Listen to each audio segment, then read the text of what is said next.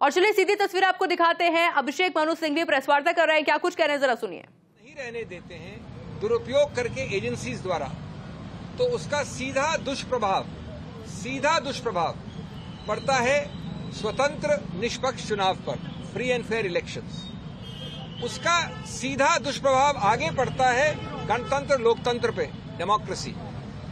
और स्वतंत्र निष्पक्ष चुनाव या लोकतंत्र गणतंत्र दोनों उच्चतम न्यायालय ने केशवानंद भारती के समय से कहा है, बार बार कहा है, मूल ढांचे के एक अभिन्न अंग हैं। तो जब आप समतल जमीन को बदल देते हैं, नॉन समतल बना देते हैं दुरुपयोग करके एजेंसीज का, तो आप सीधा उस मूल ढांचे पे प्रहार कर रहे हैं, असंवैधानिक गैर कानूनी प्रहार।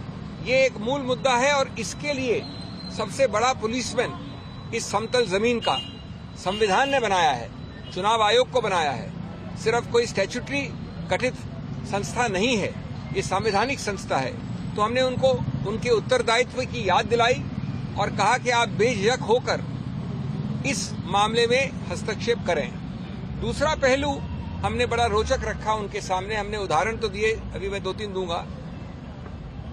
स्वतंत्र भारत के 75 वर्ष के इतिहास में कई सरकारें आई हैं।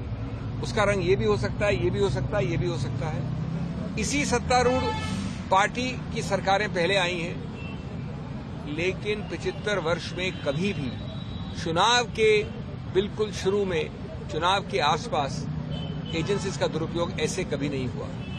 75 वर्ष में पहली बार एक पदासीन मुख्यमंत्री को कल रात को गिरफ्तार किया गया है, पहली बार।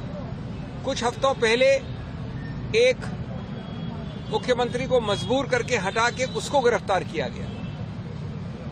विपक्ष की बहुत बड़ी पार्टी, 125 साल से ज्यादा पुरानी पार्टी कांग्रेस के 94, 95, 96 के अकाउंट्स के विषय में 150 करोड़ से ज्यादा फ्रीज हुआ है। हमारे माननीय कांग्रेस अध्यक्ष